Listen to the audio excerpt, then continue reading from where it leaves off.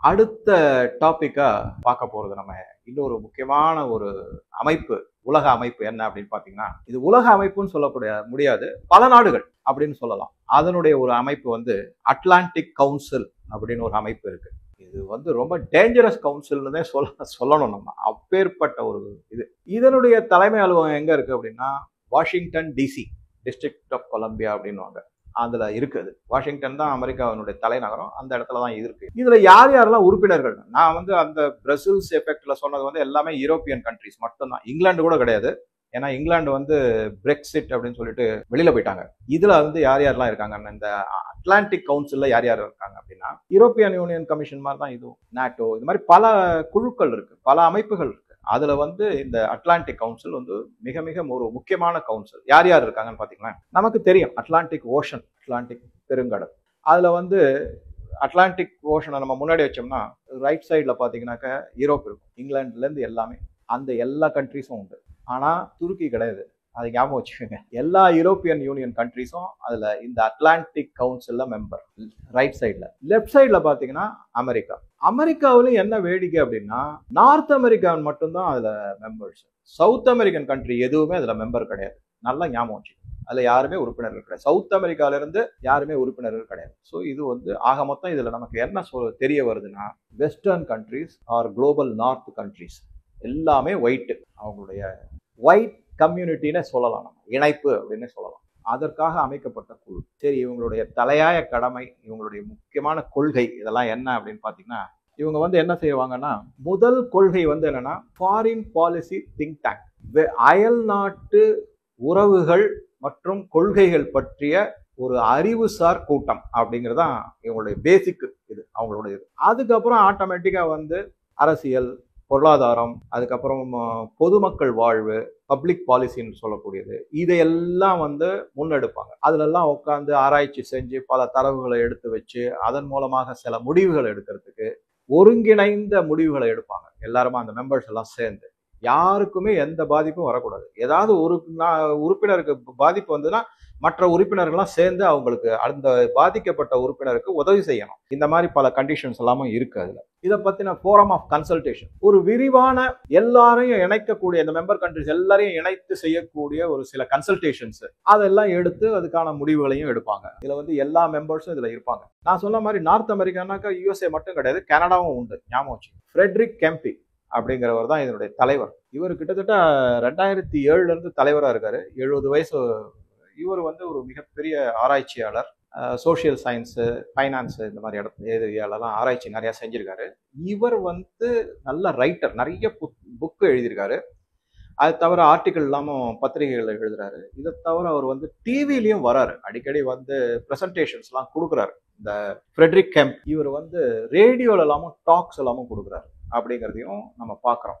இந்த Atlantic council வந்து ஒரு மிக முக்கியமான ஒரு முன்னெடுப்பு, ஒரு குழு. இவங்களும் உலகளாவிய பல விதமான பாலிசி டெசிஷன்ஸ்லாம் எடுத்து மற்ற நாடுகள்லாம் அந்த பாலிசி டெசிஷனை கடைபிடிக்கிற மாதிரி ஒரு கண்டிஷனை கொண்டு வந்துருவாங்க. வேற வழியே கிடையாது. நம்ம வந்து வர்த்தகம் செய்யணும்னா இவங்க சொல்றதை கேட்கணும் அப்படிங்கிற மாதிரி. அதாவது என்ன சிம்பிளா சொல்லணும்னாக்க, பேட்டா பிஸ்தான்னு வாங்கலாம், அவன் சொல்றதை கேளுன்னு, அந்த மாதிரி இவங்க பிஹேவ் பண்ணிட்டு இருக்காங்க. இதுதான் நடைமுறையில் இருக்கக்கூடிய உண்மை. இதுல பாருங்க, யூரோப்பியன் யூனியன்ல வந்து அமெரிக்கா கிடையாது, அட்லாண்டிக் கவுன்சில்ல அமெரிக்கா இருக்கு. சரி, இவங்க என்ன ஒரு பெரிய கூத்து நடத்துவாங்க அடிக்கடி, என்ன அப்படின்னு பாத்தீங்கன்னா, அட்லாண்டிக் கவுன்சில் ஃபர்ஸ்ட் பேஜ் அப்படின்னு ஒரு நிகழ்வு ஒன்று நடத்துவாங்க. நான் ஒரு சில போட்டோவை காமிக்கிறேன். அந்த போட்டோல நீங்க பாத்தீங்கன்னா, குறிப்பா யாரெல்லாம் இவங்க கூட்டு லெக்சர் கொடுக்கறது, உலகத்துக்கு பல நாடுகளுக்கெல்லாம் வந்து அட்வைஸ் கொடுக்கறது, அவங்களுடைய அரசியல்ல அந்த நாட்டினுடைய உள்நாட்டு விவகாரங்களை தலையிடுறது எல்லாம் நடக்கும். எல்லா கூத்தும் நடக்கும். அதுல வந்து எனக்கு அந்த போட்டோ, குரூப் போட்டோ ஒன்று பார்த்தேன். அதுல பார்த்தவொடனே குறிப்பா ரெண்டு பேரை மட்டும் சொல்றேன். மற்றவங்க வந்து இன்னும் நிறைய டிக் பண்ணணும், அதனால பண்ண முடியல. காணொலிக்காக 2 பேரை. ஒன்று வந்து மலாலா யூசுப்சாய் அப்படிங்க. யாரு சார் இவங்க அப்படின்னா, இவங்க ஒரு சின்ன பொண்ணு. இப்ப வளர்ந்துட்டாங்க. இவங்களுக்கு வந்து நோபல் பரிசு கொடுக்கப்பட்டது. எதுக்கு? பீஸ். சரி, யூசுப்சாய் பீஸ்ஃபுல் இனத்தை சேர்ந்தவங்க, இஸ்லாமியர். எங்க இருந்து? பாகிஸ்தான்ல இருந்து. என்ன சார் சொல்றீங்க? ஆமா, அவங்கள வந்து அடிப்படைவாதிகள் வந்து அவரை படிக்க கூடாதுன்னு சொல்லிட்டாங்க. அவர் வந்து பெண்களுக்கான முன்னெடுப்புகள்லாம் செஞ்சு, பெண் விடுதலை, பெண்ணினுடைய ஃப்ரீடம், அதை பத்தி எல்லாம் பேசி ஃபெமினிசம் அதை பற்றிலாம் நிறைய லெக்சர் கொடுத்துருக்காங்க. அந்த மாதிரி ஒருத்தருக்கு வந்து நோபல் பரிசு கொடுத்துருக்காங்க. அவரோட கூட சேர்ந்து இங்கே வந்து கைலாஷ் சத்யார்த்தின்ற ஒருத்தருக்கும் கொடுத்தாங்க. இந்த கைலாஷ் சத்யார்த்தி இந்தியர், அவருக்கும் நோபல் பரிசு பகிர்ந்து அளிக்கப்பட்டது. அதுல வந்து என்ன பிரச்சனை எனக்கு வந்து அன்னிலேருந்தே உறுத்தல் என்னன்னா, நான் பல முறை பல வீடியோல சொல்லிட்டேங்க, ஏதாவது இந்த மாதிரி எக்கு தப்பா யாராவது ஒருத்தருக்கு வந்து தகுதி இல்லாதவங்களுக்கு வந்து இந்த நோபல் பரிசோ, மேக்சசாய் அவார்டோ, புலிட்சர் அவார்டு, இந்த மாதிரி பல அவார்டு இருக்கு, அதெல்லாம் கொடுத்தாங்கன்னா உடனே வந்து சந்தேகப்படணும். இந்த கைலாஷ் சத்யார்த்தி என்ன தெரியுமா, குழந்தைகளுடைய அதாவது சைல்டு லேபர், குழந்தைகளை வேலைக்கு வைக்கிறாங்க, அதை பத்தி இது பண்ணிட்டு சொன்னார். ஆக்சுவலா அது என்ன காரணம் அப்படின்னா, உத்தரப்பிரதேஷ், பீகார் போன்ற மாநிலம், ஈவன் காஷ்மீர்ல கூட கார்பெட் வந்து நெய்வாங்க. அது நிறைய ஹேண்ட் ஒர்க் இருக்கும். அதுல வந்து சிறுவர்களை சிறுமியர்களை வந்து வேலைக்கு எடுக்கும். கரெக்ட், நான் இல்லைன்னு சொல்லலை. அதுக்காக உடனே என்ன வந்து குத்தம் சொல்லாதீங்க சார், அப்பனா குழந்தைகள் வந்து வேலை வாங்கணுமா அப்படின்னு. அப்படி கிடையாது, நான் அந்த மாதிரி சொல்லவே இல்லை.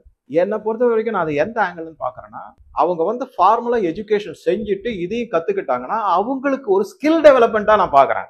அவ்வளவுதான். அதை வந்து கெடுத்து குட்டிச்சோறு பண்ணிட்டு அதை விட மிகப்பெரிய ஒரு ஆபத்தை நமக்கு விளைவித்தது என்ன அப்படின்னா, நம்ம நாட்டுல வந்து கார்பெட் வந்து உற்பத்தியை குறைக்கப்பட்டு சீனாவுக்கு அதிகரிச்சாரு. நம்ம நாட்டினுடைய கார்பெட், இந்த கம்பளிகள் இதெல்லாம் ஏற்றுமதி இருக்கு இல்லையா, அடி வாங்குச்சு. அட் த காஸ்ட் ஆஃப் அப்படின்னா சைனாவுக்கு ஆதரவா இந்த மாதிரி இன்டைரக்டா டூல் கிட் மாதிரி பிஹேவ் பண்ணாரு. அதனால அவருக்கு வந்து நோபல் பரிசு. தயவு செஞ்சு புரிஞ்சுக்கங்க, நம்ம நாட்டுக்குள்ளேயே நம்ம நாட்டுக்கு எதிராக நடக்கிறவங்க எத்தனை பேர். நான் திருப்பி ஒரு தடவை சொல்லிடுறேன், எனக்கு வந்து குழந்தைகளை வேலைக்கு அனுப்பணும், வேலை வாங்கணுங்கிறது கிடையாது. தமிழ்நாட்டில் கூட பட்டாசு இருக்கு இல்லைங்களா, தொழிற்சாலை எல்லாம் குழந்தைகளை வேலைக்கு வைக்கிறாங்க, ரொம்ப டேஞ்சரஸ். நான் அதை வந்து இல்லைன்னு சொல்லலை. ஆனா என்னுடைய பாயிண்ட் ஆஃப் வியூ என்னன்னா, அவங்களுக்கு நார்மலா எஜுகேஷன் கொடுங்க. எஜுகேஷன் அப்படின்னும் போது உடனே வந்து ஏதோ அரசாங்க உத்தியோகத்துல போய் உட்காந்துக்கிட்டு சம்பளம் வாங்கணும் அந்த மாதிரி இல்லாம, இதை வந்து ஒரு தொழில் கத்துக்கிறதுக்கான வாய்ப்பாகவும் தான் நான் பாக்குறேன். திருப்பி நான் சொல்றேன், அவ்வளவுதான். ஓகே, சரி. ஸோ இவர் அந்த மலாலா யூசுப்சாய் அவர் வந்து இந்த அட்லாண்டிக் கவுன்சில் ஃபர்ஸ்ட் பேஜ் அப்படிங்கிற ஒரு கான்ஃபரன்ஸ்ல அவங்க பார்ட்டிசிபேட் பண்ணி பேச்சு கொடுத்துருக்காங்க, நிறைய பேசியிருக்காங்க. அது மாதிரிதான் இந்த Greta Thunberg, climate change, how dare அப்படின்னு. இப்ப அது இருக்கிற இடமே தெரியல. சரி, அது வருது. அடுத்ததா யாரை நான் பார்த்தேன் அப்படின்னா, ஹிலாரி கிளின்டன். அவங்கள பத்தி நான் பல முறை பல விதத்துல நான் உங்களுக்கு சொல்லியிருக்கேன். வெளிச்சமான விஷயம் தான், பெரிய இது கிடையாது, ஹிடன் சீக்ரெட்டே கிடையாது, ஓப்பன் சீக்ரெட். அவரு, அவங்க ஹஸ்பண்ட் பில் கிளின்டன், ஒபாமா, இவங்க எல்லாம் ஒரு கூட்டம் இந்த டீப் ஸ்டேட்ல இருக்கு. அதனால அதை தயவு செஞ்சு புரிஞ்சுக்கணும். ஸோ இது மாதிரி ஒன்று இருக்கு. இதை தவிர அடுத்ததா ஒரு அமைப்பு ஒன்று இருக்கு, பேங்க் ஆஃப் இன்டர்நேஷனல் செட்டில்மெண்ட் அப்படின்னு, BIS. இந்த பேங்க் ஆஃப் இன்டர்நேஷனல் செட்டில்மெண்ட் எங்க இருக்குன்னு பாத்தீங்கன்னா, அது சுவிட்சர்லாந்துல இருக்கு. சுவிட்சர்லாந்துல பாசல் அப்படிங்கிற ஒரு நகரத்துல வச்சிருக்காங்க. இந்த பேங்கினுடைய முக்கியமான குறிக்கோள், அதனுடைய ஆக்டிவிட்டி என்ன அப்படின்னு பாத்தீங்கன்னா, பல நாட்டுல இருக்கக்கூடிய நேஷனல் பேங்க்ஸ், ஒரு உதாரணமா இப்ப வந்து இந்தியால ரிசர்வ் பேங்க் ஆஃப் இந்தியா, அதன் மூலமாகத்தான் நீங்க வெளிநாட்டு வர்த்தகத்துக்கு செய்யக்கூடிய பண பரிவர்த்தனை எல்லாம் நடக்கும். அதை எல்லாத்தையும் முன்னெடுத்து செய்யறதுக்கு ஒரு நோடல் ஏஜென்சி, உலகளாவிய இதுல ஒரு முக்கியமான பேங்கா இந்த பேங்க் ஆஃப் இன்டர்நேஷனல் செட்டில்மெண்ட் இருக்கு. அது வந்து அவங்க தான் பல, ஒரு இந்தியாவுக்கோ இல்ல வந்து ரஷ்யாவுக்கோ நடக்கக்கூடிய பண பரிவர்த்தனையோ இல்ல வேற ஒரு நாடுகளுக்கு, பிரேசிலுக்கு, அதெல்லாம் அதை வந்து அவங்க மூலமா தான் அது போகும். அதுல வந்து இந்த பண பரிமாற்றம் வந்து ஸ்விஃப்ட் அப்படின்னு ஒரு சாஃப்ட்வேர் இது இருக்கு, அதன் மூலமாக செயலி இருக்கு, அது மூலமாக போகும். இப்ப அதை பத்தியும் பல டீட்டெயில்ஸ் இருக்கு. அதுல வந்து என்னன்னா, இந்தியா தன்னுடைய ஓன் சிஸ்டத்தை கொண்டு வரதுக்கு ஆரம்பிச்சு செஞ்சுட்டு இருக்காங்க. ரஷ்யா தன்னுடைய ஓன் சிஸ்டம் ஸ்விஃப்ட் வந்து எல்லாமே, நான் சொல்றேன் திருப்பியும், மேற்கத்திய நாடுகளுடையது, பயங்கரமா சார்ஜ் பண்ணுவாங்க. ஓகே, அதை பத்தின டீட்டெயில்ஸ் எல்லாமே நான் சொல்றேன். இதுல ரொம்ப ரொம்ப முன்னோடியா எடுத்து பல விதத்துல நிறைய லெவல், ஹை லெவல்ல போயிட்டு இன்னைக்கு வந்து பிராக்டிக்கலா செயல்பாடும் செஞ்சிருக்கிறது வந்து சைனா. இப்ப வந்து 3 நாள் ஆகுது இந்த ஸ்விஃப்ட் பண பரிவர்த்தனைக்கு. ஆனா சைனா 7 செகண்ட்ல முடிச்சிடுறாங்க அந்த பண பரிவர்த்தனை தன்னுடைய செயலியை யூஸ் பண்ணி. பன்னாட்டு வர்த்தகங்கள்ல பண பரிவர்த்தனைக்கு வந்து யூஸ் ஆகிறது இந்த ஸ்விஃப்ட் ஒன்று தான். இது முழுக்க முழுக்க வெஸ்டர்ன் கண்ட்ரீஸ்னுடைய கையில இருக்கிறதுனால இதை வச்சுதான் அவங்க வந்து இந்த வர்த்தக சாங்ஷன்ஸ் எல்லாம் போடுறாங்கல்ல, அந்த மாதிரி சாங்ஷன்ஸ் எல்லாம் போடும்போது இதை வச்சுதான் பணத்தெல்லாம் முடக்கிடுறாங்க. இது வந்து ஒரு மிகப்பெரிய ஆபத்து மற்ற நாடுகளுக்கு, குறிப்பா ரஷ்யாவுக்கு மிகப்பெரிய ஆபத்தா முடிஞ்சுது இது. அதனாலதான் இந்தியா, ரஷ்யா, சைனா இவங்க போன்றவர்கள்லாம் தனக்கு தானே ஒரு செயலியை உருவாக்கி கொஞ்சம் கொஞ்சமா அதை டெஸ்ட் பண்ணி இப்ப சைனா மிக முக்கியமான ஒரு இடத்துல சக்சஸ்ஃபுல் இடத்துல வந்துடுச்சு. பிரிக்ஸும் ஒரு காரணம். அதுலயும் இந்த மாதிரி எல்லாம் இந்த ஷிஃப்ட்டை தவிர்த்து அதுக்கு வெளியில வேற ஒரு பண பரிவர்த்தனை செயலியை உபயோகிக்கிறதுக்கான முன்னெடுப்புகள் வெகு தீவிரமாக நடந்து கொண்டு இருக்கு. அதுதான் ரொம்ப முக்கியமான பாயிண்ட் இந்த ஷிஃப்ட்டை பத்தி. ஸோ இதெல்லாம் தான் டாலரைசேஷன். ஏன்னா வர்த்தகம் எல்லாமே இந்த பேங்க் ஆஃப் இன்டர்நேஷனல் செட்டில்மெண்ட்ல போகும்போது டாலர்ல தான் ட்ரேட் ஆகுது. டாலர், யூரோ, அதுல தான் ட்ரேட் ஆகுது. இப்ப அது இல்லாம சைனா வந்து தன்னுடைய யுவான், அதாவது ரென்மின்பினி, அதன் மூலமாக வர்த்தகங்கள் நடத்திட்டு இருக்காங்க. ஃபாஸ்டா நடக்குது. பல முன்னெடுப்புகள் இருக்கு. அதை ஒரு தனி வீடியோல பார்க்கலாம். ஸோ இந்த பேங்க் ஆஃப் இன்டர்நேஷனல் செட்டில்மெண்ட்டை பத்தி நம்ம பார்த்தோம். இதுல வந்து பலவிதமான மானிட்டரி பாலிசி, பல டிஸ்கஷன்ஸ், இது எல்லாமே எல்லாரும் போவாங்க. பல நாட்டு இதுலயும் எல்லா நாட்டினுடைய சென்ட்ரல் பேங்க் ஹெட்டும் போவாங்க, இல்ல ஆபீசர்ஸ் போவாங்க. பல முன்னெடுப்புகள்லாம் இதுல இருக்கு. ஓகே, இது பேங்கிங் சர்வீசஸ் எல்லாமே.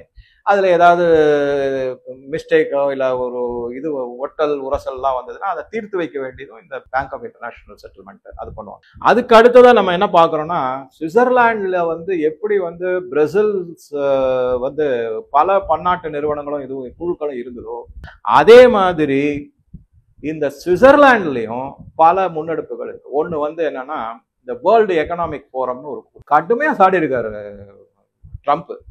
தேவையே இல்லாத ஒரு அமைப்பு, இது எதுக்கு வச்சுட்டு இருக்கீங்க? அது வந்து டாவோஸ் அப்படிங்கிற இடத்துல இருக்கு, சுவிட்சர்லாந்துல இருக்கு. World trade centre, okay, WTO, world trade organisation, அதனுடைய சென்டர் அது வந்து சுவிட்சர்லாந்துல இருக்கு. அதுக்கப்புறம் ஜெனீவால வந்து யுஎனோட ஒரு ஆஃபீஸ், ஒன்று முக்கியமான ஆஃபீஸ். அதுதான் இந்த ஜெனீவா கன்வென்ஷன் அடிக்கடி பேசுவாங்க எல்லாருமே. எங்கேயாவது ஏதாவது வார் நடந்ததுன்னா பிரிசனர் ஆஃப் வாரை வந்து ஜெனீவா கன்வென்ஷன் படி நீங்க நடத்தப்படணும், மரியாதையா அவங்கள வந்து டார்ச் எல்லாம் பண்ணக்கூடாது அப்படிங்கிற மாதிரி ஒரு ஜெனீவா கன்வென்ஷன். அதுக்கு அடிக்கடி அதை பத்தி சொல்லுவாங்க. அங்க ஒரு யுஎனோட ஆஃபீஸ் முக்கியமானது ஒன்று இருக்கு. அதுக்கப்புறம் வந்து ரெட் கிராஸ், கிரீன் கிரசன்ட் அப்படின்னு ஒன்று வச்சாங்க. அப்புறம் ரெட் கிரசன்ட்னு ஒன்று ஆரம்பிச்சாங்க. அதுவும் சுவிட்சர்லாந்துல இருக்கு. பட் கிரீன் கிரசன்ட் எல்லாமே இஸ்லாமியர்களுடைய நாட்டில் இருக்கக்கூடியது. ஸோ இதுல என்ன, இந்த சுவிட்சர்லாந்துல வந்து எப்படி முக்கியத்துவம் வாய்ந்தது அப்படின்னு பாத்தீங்கன்னா, பல இந்த மாதிரி பன்னாட்டு நிறுவனங்கள்லாம் இருக்கு. அதுக்கப்புறம் அணு ஆராய்ச்சி நிலையம் ஒன்று இருக்கு, CERN ஒரு இடம், அதுவும் அங்கதான், அந்த இடத்துல தான் இருக்கு. இவங்க எல்லாமே என்ன முக்கியமா என்ன படுது அப்படின்னா, அவங்க என்ன சொல்றாங்கன்னா, கிட்டத்தட்ட 1,70,000 பேர் வந்து அந்த நாட்டுக்கு வந்துட்டு போறாங்களாம். எதுக்கு அப்படின்னா, ஒரு வருஷத்துல ஒரு சராசரியா 4,500 மீட்டிங், கான்ஃபரன்ஸ் இதெல்லாம் நடக்குதாங்க. அப்படின்னா பாத்துக்கோங்க, 4,500. அப்பனா என்ன ஆகுது? 365 நாள்ல நீங்க டிவைட் பண்ணா கூட கிட்டத்தட்ட ஒரு 12, 13, 14 மீட்டிங்கும் கான்ஃபரன்ஸும் தினந்தோறும் நடக்குது சுவிட்சர்லாந்துல. அப்ப போறது வர்றது, போக்குவரத்து, அங்க இருக்கிற ஹோட்டல் செலவு எல்லாம் என்ன மாதிரி பொருளாதாரம் பாருங்க சுவிட்சர்லாந்துல. அந்த மாதிரி இருக்கு அப்படின்னு. ஸோ இதுதான் இந்த பன்னாட்டு குழுக்கள். நான் 2, 3 இது கூட ஷேர் பண்ணிட்டேன். ஒன்று வந்து நான் முன்னாடியே சொன்ன மாதிரி இந்த பிரேசில்ஸ் எஃபெக்ட், அதுக்கப்புறம் அட்லாண்டிக் கவுன்சில் நடத்தக்கூடிய அட்லாண்டிக் ஃப்ரண்ட் பேஜ் அப்படிங்கிறது, அதுக்கப்புறம் வந்து சுவிட்சர்லாந்துல இருக்கக்கூடிய பல பன்னாட்டு நிறுவனங்கள்.